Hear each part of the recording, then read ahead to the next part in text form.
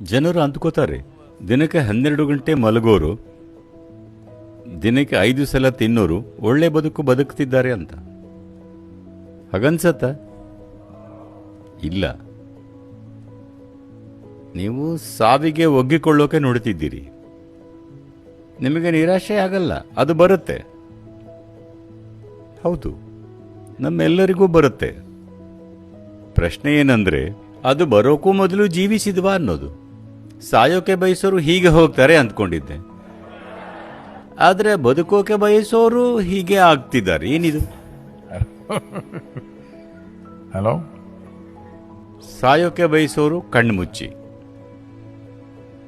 ಬದುಕೋಕೆ ಬಯಸೋರು ಸೂರ್ಯನ ಮೊದಲ ಕಿರಣ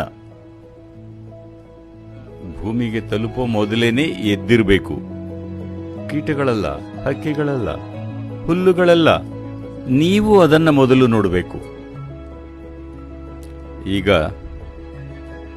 ಮುಂದಿನ 2 ವಾರ ಪ್ರತಿದಿನ ಸೂರ್ಯನ ಮೊದಲ ಕಿರಣವನ್ನು ಪಡೆದು ನೋಡಿ ಏನಾಗತ್ತೆ ಅಂತ. ಸಂಪೂರ್ಣವಾಗಿ ಬೇರೆನೇ ರೀತಿಯ ಜೀವನನ ಜೀವಿಸ್ತೀರಿ.